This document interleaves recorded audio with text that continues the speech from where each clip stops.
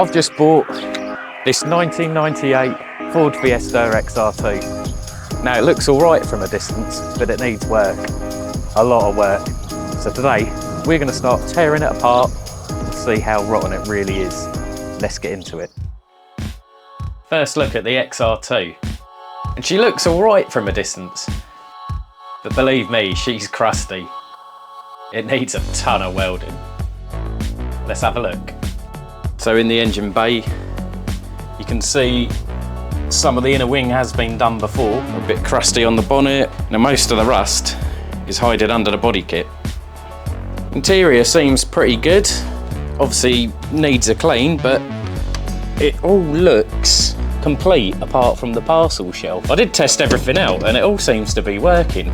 Gonna need driver's seat repaired. A little trim down there, I've got it. All the trims under the dash, we've got them. And she runs and drives, albeit running a bit rich. Yeah, boy! This little XR2 came with so much stuff. So it came with exhaust gaskets, drilled and grooved discs and pads, all these clips, which I assume are for the body kit, wiper arms, ball joints, tie rod ends, anti-roll bar bushes, top mounts for the struts, loads of new clips, look, for the fuel and brake lines, fuel filter, oil filter, engine mounts, cam belt kit and water pump. Apart from all that stuff, it came with a ton of panels to actually repair this. Check this out. Outer arches, inner arches, floor pans, outer sills, inner sills, a brand new front panel, passenger wing and driver wing. Even got a door skin. That's a genuine Ford one as well. So what I do know is it's gonna need inner and outer sills, both sides. It's gonna need maybe full floor pans, maybe just repairs. Both sides, driver's side is the worst. Repairs on the boot floor and whatever else we find along the way. Have a little look at this nasty. So inside the boot, when I was clearing everything out, I found that gaping big hole. So it looks like someone has started trying to repair it and gave up, but it's fine, we'll get it sorted. I just found in the glove box the original book pack for it. Look at this, how retro that is. It's even got the delivery note of the car, which is a shame it's all faded and that, but I'll keep that anyway. But what I did learn from the service record, this is actually a 1987 car, not a 1988. But I could have just looked at the logbook and seen that. So I think the first things we need to do with this is get the body kit off, because I can see there's rot on the rear arches, expose those seals, see what's going on. Get the interior out, because we know we're going to need inner seals, and take it from there. The strip down has started. I'm starting with the body kit. I've never worked on an XR2 before, so don't know how it comes off. So I'm going to get this rear bumper off first, hopefully, and take it from there.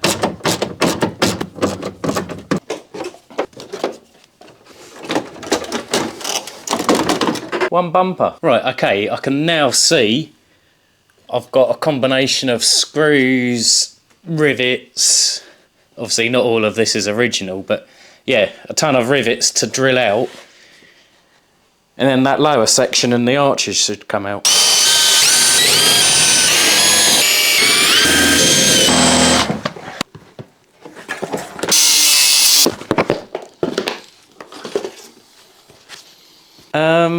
So I got the rear end off and, oh,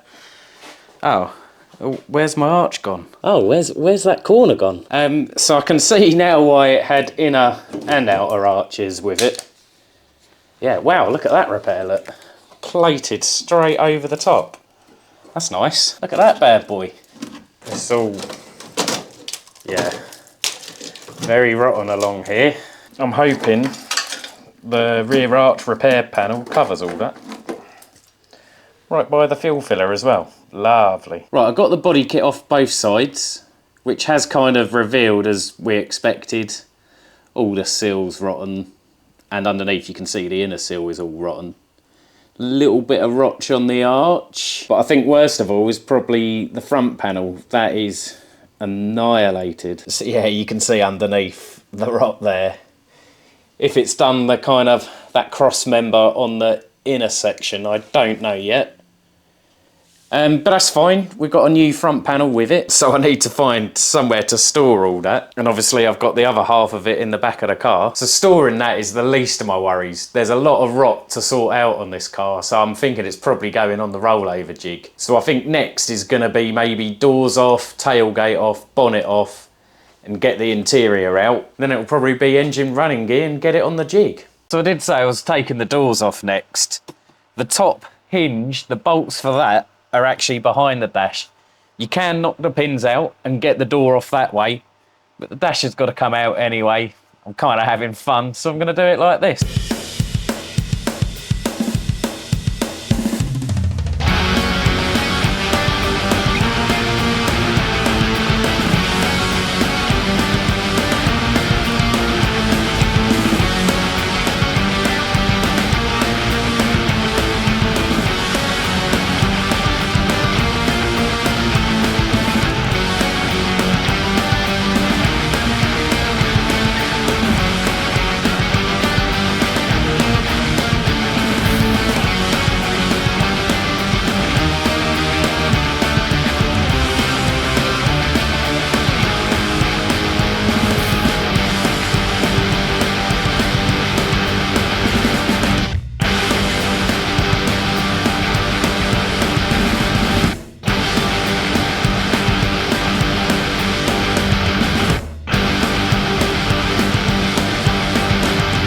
So that is the dash out and both doors.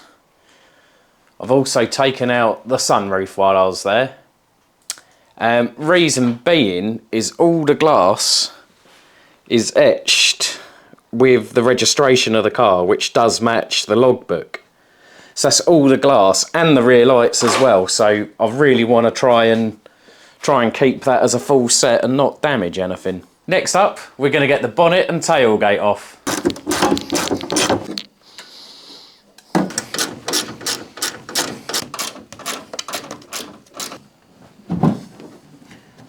Oh, well that was lighter than I was expecting. One bonnet. Along that front edge of the bonnet, definitely needs some attention. There is a big hole just there. But that probably explains why the bonnet wasn't great and wasn't closing great or lining up. I think it's kind of rotten around those hinges. But we'll add that to the list of the jobs. Let's crack on with the tailgate. Well, every one of them broke. They were so brittle. I couldn't really see any other way to get them out.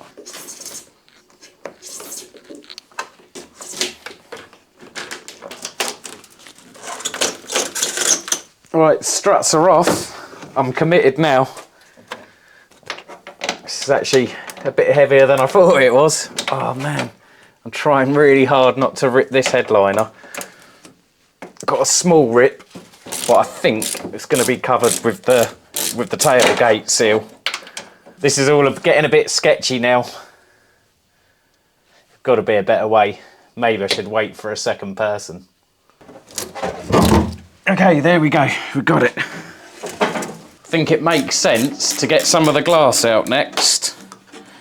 So I'm just taking off these wiper arms and then we'll start having a look at the glass. So my track record with removing windscreens is not good. I broke the Caddy windscreen and I bought an E21 just for the windscreen, but I broke that as well removing it. So I got in some help today to remove the windscreen. We worked around so gently, we were being so careful, but unfortunately it did crack.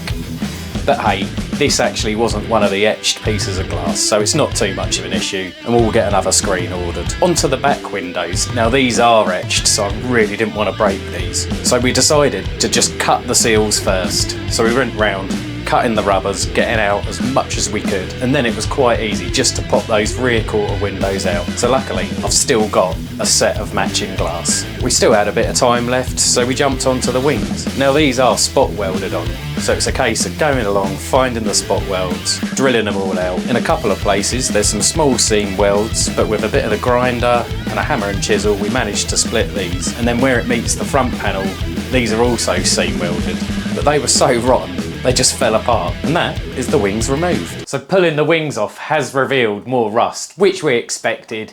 When I shone a torch up behind the wing, I could see rot there. But yeah, both inner flitches, they're gone. Let's have a look. Passenger side, as you can see, yeah, inner flitch, knackered. Someone, yeah, has tried to do a repair. I don't know why they bothered, because it's awful. They obviously missed all this and just painted over it. Doesn't look too bad from that side, but we'll probably cut that out anyway. Driver's side, same again. I mean, that shouldn't be a hole, but it is. And very crusty and nasty there. One little repair there at the bottom of the A-post to sort out. And then from the rear quarter window, a little repair to do there. So next up, it's time to get this interior fully out. So seats, carpet, boot trims, all of it. And then we can really see what's going on with the floors. Interior is all stripped out. So all the carpet's gone, all the seats, headlining's out. I've still got a couple of little brackets and bits and pieces here and there. But we can now see a bit more of the repairs needed. You can see holes down there. I'll cut that out and redo it. Some kind of monstrosity going on there. Same on this side. So we're going to crack on with taking this engine out next. I've already made a bit of a start. I've taken the rad out, disconnected the wiring harness, a few other bits and bobs. So I think all that's left to get this out is the kind of major stuff. Drive shafts, engine mounts, exhaust, and the fuel line. So let's crack on and get this out. Right, first up, I'm just taking off the downpipe for the exhaust. That's just 3 nuts and an exhaust hanger at the back, and out it comes. Next up, onto the gear selector. So I'm taking this right out, as with a lot of stuff, because there's going to be a lot of welding and painting going on. So this is just 2 bolts at the gearbox end, 4 bolts on the inside, and out it comes. Next, we're removing the lower arms and the anti-roll bar. Passenger side, this came off nice and easy. It was a bit tight, but we got it out. And then the driver's side. So the lower arm at the shock end was easy to remove. But where the anti-roll bar mounts to the front, this was another story. I had a bar on it, I was hammering, wouldn't come out. So I cut a little bit of the front panel just to make it easy for access. And then a lot of heat. Eventually we got it to start moving. Bit of penetrating spray here and there, bit more heat. Finally, we got it off. Next up, nice easy one, brake calipers both sides, and then release the hub from the shock. Bit of levering, and out comes the drive shaft. So then onto the engine mounts. So I take the 2 out the driver's side, then go to the cradle underneath the gearbox, release these. Now, the engine is purely swinging by the engine crate. So I couldn't quite get this out from underneath. We had a bit of clearance issues. So I've dropped it onto the legs of the crate, then lift the front of the car up with the crane, then I can slide this out. And that is the engine out. Okay, the engine is out. So that didn't work too bad, dropping it out the bottom. We had a few issues with the height clearances, but as you can see, it's out. So with the engine, I think we'll split the engine and gearbox and get it on the engine stand. Obviously it did run, albeit it was running on 3, but that's because it ran out of fuel and I think it's dragged a bit of crap through into the carb. So we'll give the carb a service, we'll give the whole thing a clean down, maybe a top end rebuild, but yeah, we got bigger fish to fry at the moment, so we'll just get that on the stand and leave that for another day. And then in the engine bay, we've got brake servo, steering rack, bit of pipe work to remove. All in all, not looking too bad in there. The kind of inner structures are both looking pretty good actually. Little bit of rot on the battery tray, but I think we'll just get a new one. They're only 40 quid. And it's a couple of spot welds here and there holding it in. And apart from that, we've got the loom to get out, the rear running gear and the fuel tank, and then it can go on the jig. So the answer to the thumbnail question, is it a rot box? I guess you got to make up your own mind really. Because we've got rot here, we've got rot here, floor pan's rotting, rear floor pan's rotten, the sill's crusty, rear arches are crusty, front panel completely rotten, whatever's going on with that, passenger rear arch, passenger side floor pan, rear corner driver's side, guess what? It's rotten. A load of crappy repairs. But despite all that, I can save this, and I will save it. It won't be long until all this is shiny new metal again. Join us next time, where hopefully we'll have the old XR2 on the jig and we'll be getting stuck into some of this rust. Thank you very much for watching. Hope you've enjoyed the video. As always, please give it a like, give it a share, leave a comment if you want, and most importantly, please hit that subscribe button, and we'll see you in the next one.